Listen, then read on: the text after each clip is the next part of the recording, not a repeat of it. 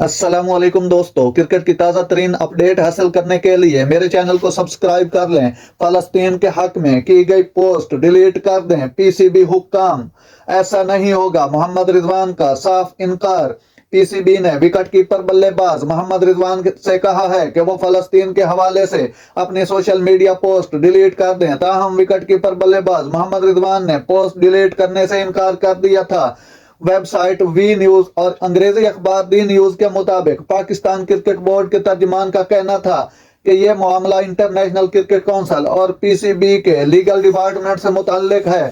میں اس سے آگاہ نہیں ہوں۔ پاکستان کرکٹ ٹیم کے ایک کھلاڑی نے نام ظاہر نہ کرنے کی شرط پر یہ بتایا کہ سوشل میڈیا پوسٹ پر پی سی بی اور آئی سی سی اور بی سی سی آئی کی جانب سے دباؤ میں تھا، لیکن رضوان نے اسے ڈیلیٹ کرنے سے انکار کر دیا تھا۔ محمد رضوان کے محصور فلسطینیوں کی حمایت پر بھارت میں کرکٹ شائقین کی جانب سے بھی شدید رد عمل سامنے آیا تھا۔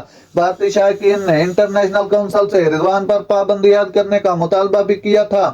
بھارتی صحافی سدھیر چودھری نے ایکس پر لکھا تھا کہ یہ صرف کرکٹ ورلڈ کپ ہی نہیں بلکہ سیاسی اور مذہبی نظریات کا میدان جنگ بھی ہے۔ تاہم آئی سی سی نے کھلاڑیوں کی سیاسی بیانات دینے پر کہا تھا کہ وہ کھیل کے میدان سے دور اپنے میڈیا پلیٹ فارم استعمال کرنے کے لیے آزاد ہیں۔